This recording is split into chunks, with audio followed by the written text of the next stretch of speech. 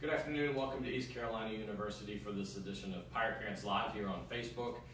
This session is called Fresh Check, and we're touching base midway through the semester, a little bit past halfway, and talking a little bit about some of maybe the stresses and anxiety that your students may be experiencing, and talking a little bit about what are the things on campus that are available for them as they get closer to the end of this semester. And we have two of our fine folks here that deal with that every single day. Lauren Thorne, the Associate Dean of Students, and also Valerie Kistler Van Reed. She is the Director for the Center of Counseling and Student Development. Thank you both for being here. I'm going to slide out of the way and just throw some questions at you. For those watching that are in the live edition, if you have questions, feel free to put them into the comment box and we can ask those as we go. If you're watching this in the archived edition, feel free to go ahead and put those comments in. We'll have folks that are monitoring as we go in the days to follow. In case you have questions, we can help you with information and or resources. So let's go ahead and get going. Lauren, I'll ask the first question to you. It's a big week this week.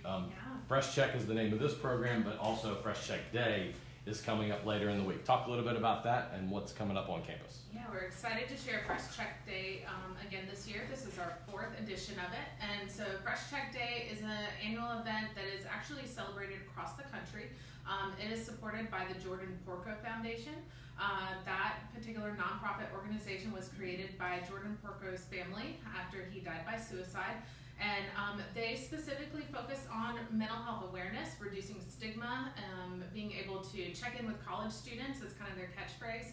And they really want to promote connecting to resources, talking about different services that are available on campus, and allowing students the opportunity to learn more about those in a way that isn't intimidating. It's something that's fun, it's engaging, and uses a lot of the different peer organizations that we have, as well as the different services and offices on campus. So we're excited to have that this week. It's going to be Wednesday afternoon from 4 p.m. to 7 p.m. If the weather is beautiful, which we're hoping it will be, we'll be out on the back lawn behind the main campus student center, right below where the Pirate Vision screen is. If the weather is not cooperating with us, then we'll move it inside, and we'll be able to be inside the main campus concourse as well as going into the commons area. So we really do encourage everyone to come out. We've regularly had anywhere from 250 to 500 students participate, and we hope to increase that this year, especially with being able to partner with so many of our amazing campus departments and organizations.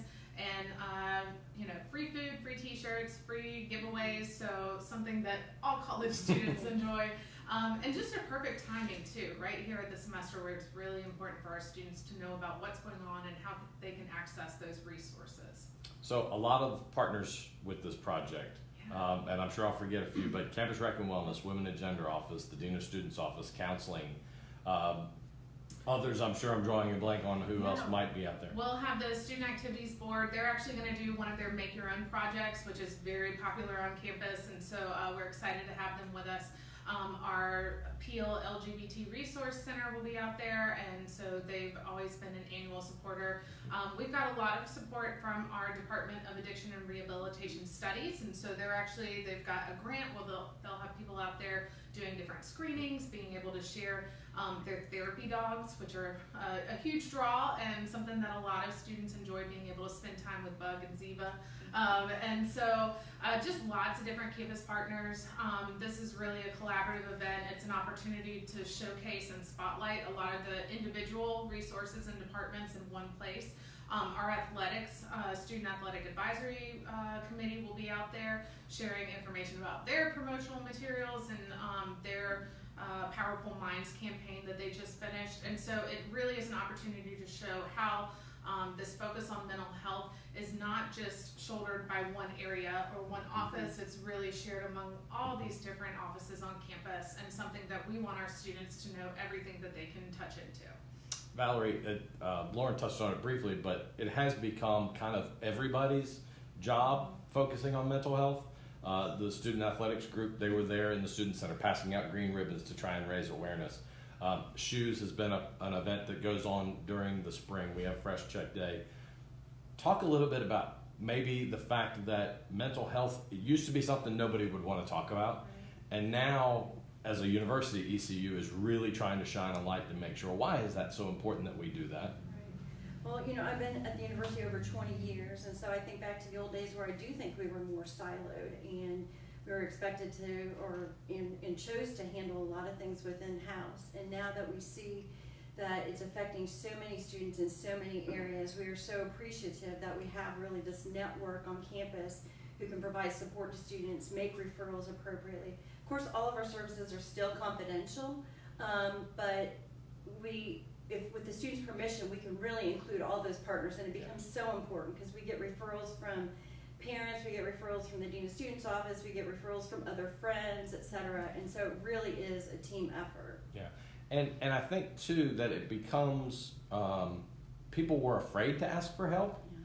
And I think what you started, or at least I've started to see, and you as professionals maybe have a different perspective, but that it's okay to admit that you may be struggling. And maybe for some of our parents that are watching, what would be some of the things they're used to seeing their son or daughter every single day through high school and everything else? Now they're not seeing them because they're away at college. What are some of the things they might be able to pick up on either in a phone call or when they see them face to face that might signal, you know what, they might be struggling a little bit? Well, we are hearing from students, particularly at this time of the semester, that there's a lot of anxiety going on, which is not surprising. But this is where it kind of peaks in some ways too, because there is that decision of, do I keep this class, do I not keep this class, how am I doing, am I getting the support I need and making it to the end of the semester? And so I would say checking in with them about how they're coping with classes, how are they doing connecting with a support system on campus, and just how are they feeling in general. We hear a lot about anxiety. We're starting to hear a little bit more about depression, which is a switch again from the old days. And so I think just really checking in with the students on, are they experiencing any symptoms of depression, excessive worries, and just making sure they have the support that they need. Really kind of like the name of the Fresh Check Day. It's just a check-in to say, how are you doing, and giving them that space to talk, and then talk with them about the resources that are available. So as we get, Lauren, closer to the end of the semester and stresses get higher, what in the Dean of Students Office or other areas on campus are we able to offer support to students? That coping skills are a big part of this, right? It's being able to understand that yes, it may be an important grade, but it's not a life-altering decision that they need to be making, Exactly. right? Yeah. So I think it's important to keep things in perspective, especially for our first year students who are coming in and they have just made it through these first couple of months of school. It can be really overwhelming to kind of anticipate the end of the semester ramp up towards finals, being able to expect that transition coming back home for the first extended amount of time. And so sort of acknowledging that it is going to be a challenge, and that's okay, that's a part of the process, and we want to normalize and validate that for a lot of our students. One of the resources that we've been working with heavily through our Student Government Association is You at ECU. It's a great online well-being portal that allows students to get access to all kinds of information related to career and academic success, to their kind of personal sense of identity and their purpose, as well as their physical and mental well-being. And so we've been working with SGA. They're actually going to be out at Fresh Tech Day as well to promote that. SGA has paid for this year-long subscription, and we want our students to utilize it. What's great about that particular resource is that it has both national resources that they can tap into, as well as ones that are personalized to ECU. And so really being able to go in and explore that particular portal, maybe take some of what they call the reality checks to kind of see where they want to focus some of their time and energy, and really going back to the basics. I think for a lot of our students at this point, it gets very easy to overlook sleep, or eating regularly and eating well when you do. Making time for exercise, even when the weather gets colder and maybe we're not out as much, people aren't hanging out as often, that's when we start kind of looking at students keeping to themselves more and perhaps withdrawing or isolating. And it does take that extra effort to say, nope, I'm going to get up and I'm going to go to the gym and play a couple rounds of basketball. So really focusing and making sure that all those major just basic needs are addressed. And typically when those things are being taken care of, the other stuff starts to fall into place. And then remembering things like our Pirate Academic Success Center. They're going to do a lot of work over these last few weeks to address tutoring in many of the major classes that students are taking. So we want to make sure that we are pointing and directing our students to those important resources that they can utilize that are gonna help them feel successful here at the end of the semester when things start amping up. I'm sure we can probably throw the U at ECU comment box, yeah. comment, down into the comment box, so that way hopefully our students can see that as well, or parents feel free to share it with your students. Valerie, so sometimes first year students, they may have breezed through high school. They may not have had any they may have never failed a test ever, right? And now they get to college, and maybe some of them, as we get to this end of October, mid part of the semester, are just going to realize that first set of tests, the midterms are coming through, that those grades are not going to be what they think. They may not be what mom and dad think. And that adds extra stressors on that. What are some of maybe the things, the academic challenges that you're seeing that come through your office, and what are you seeing kind of on a day-to-day basis like that?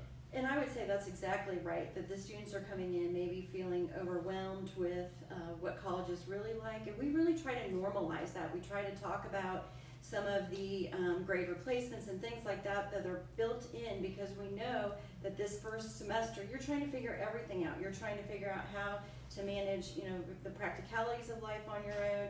You're trying to figure out how to manage the course load. You're trying to figure out all of the social stuff. So in our office, we really try to help students give themselves a break and give themselves that room to make those adjustments. And so we do see stress. We do see students putting a lot of pressure on themselves, sometimes more obviously than their family. So we encourage them to think about where that pressure is coming from, and can they give themselves that break. And as they figure it out, the other semesters may fall into place better. So folks that are maybe they're not familiar with the Counseling Center, talk about what the qualifications and the skills that your staff have, the variety of expertise that you have in your office. Maybe they have never thought about coming, but they just didn't know what was there. Kind of talk a little bit about what your office offers. Sure. So we have a multidisciplinary team, and so we have licensed psychologists, licensed clinical social workers, licensed professional counselors, licensed clinical addiction specialists, and we have a licensed marriage and family therapist. In addition, we have psychiatrists and psychiatry residents and a psychiatric nurse practitioner. So all of us have this team approach who are providing services to the students who come in. And so again, for some students it may be adjustment issues, maybe need to come in 1 or 2 times to talk about how college is going for them. And for others, we may actually see students struggling very significantly with depression, with anxiety, even thoughts about suicide. And so we're there to assess them, to provide them that safety assessment, and then the services and support they need to one, be safe. That's the most important thing, obviously, and then after that start to look at impact on college, what's best for them, etc. So as we get close to the end of the semester, I know appointments for your office have gotten pretty booked, obviously for a lot of the reasons we're talking about today. Right. As we get close to that, and as maybe mom or dad or grandma are listening or watching this today, and I need to refer my own son or daughter, I need to get them connected to your office. Right now, what's the best way for them to go about doing that so that they can connect with somebody? Right, the best way for doing that at this point in the semester is to go through our crisis services. So Monday through Friday, we have crisis hours 11 to 4, and we have staff dedicated to provide those services so that when students come in for a same-day appointment, they're typically waiting less than an hour to meet with somebody. And again, how long we meet with them may vary depending on what's going on. Some of the sessions are about 15 minutes to check in, maybe figure out if they can use some of our workshops to get the services that they need, all the way up to a crisis session that may last, over an hour or 2. So it really depends on what's going on with them. But I want to go back to something you said earlier, and that's about, back in the old days, maybe we didn't feel as comfortable talking about it. And I do think that's one of the good things about right now is that we are really seeing a change in stigma. You talked about athletics, student athletes talking about it. I think it is much more acceptable, thankfully, to talk about it. But I do think the flip side of that is what's made our service so in demand and has really booked us out. And so we're, in some ways relying on some of the campus community partners to provide some support services and really just try to get everybody plugged in as quickly as we can in the best place for them. And, Sorry, I was going to say the other day I was walking by the library and heard a girl say to her friend, okay, I'm going to go talk to my counselor and head towards our building. I mean, it's very commonplace. It's very acceptable now. Yeah. And another great way as you talked about kind of students maybe being referred, one of the services offered through our office is ECU Cares. And so sometimes I know that you guys get calls and we'll send them through ECU Cares, which is a great way of being able to share information, just to make sure that somebody at the university is aware. So usually the counseling center will send people our way to help with that and be able to fill out the form online at ecucares.ecu.edu, or by talking with our front office staff here at the Dean of Students office to kind of take those referrals from family members, from peers, fellow students who might be concerned about somebody in their class or their roommate or something like that too. Yeah, and so that's a way that our offices work together, because we're confidential, it's harder for us to reach out and do that networking thing. You all do that in kind of a different way, making sure that you're coordinating with faculty, et cetera, to make sure that the student has all the services that they need. The only other thing I was going to mention about our crisis services is that for after hours, like once we close at 5 o'clock, on the weekends, the holidays, et cetera, we have crisis services available by calling our main phone number, which is the 252-328-6661 number. And then the student can select option 2, and that connects them with a phone crisis counselor who will screen them and talk with them about an appropriate plan for follow-up. And I think that's an important note, is in a lot of our services now, we're 24/7, right? Student health has a nursing line that's 24/7. Counseling has options 24/7. For parents and family that are watching this, if you're not sure where to go, there's a number of places within Student Affairs, Dean of Students Office, counseling, wherever it would be, parent programs with Emily Lynn, to just reach out and say, look, I'm not sure where to go. We can help you find where's the right place to go. The worst thing probably would be to do is sit there and assume that everything's going to resolve on its own. Real quickly before we begin to wrap up here, Lauren, we've got Thanksgiving's not too far away, winter break after that. It's always a little tricky time, right? So student has been on their own, maybe they're a first-gen student or not, on their own for the last 7 weeks, 8 weeks. No bedtimes, no curfews, when to eat, when not to eat, everything is on there. Now they're going to go back home where mom and dad has had control of their life the previous 17 years.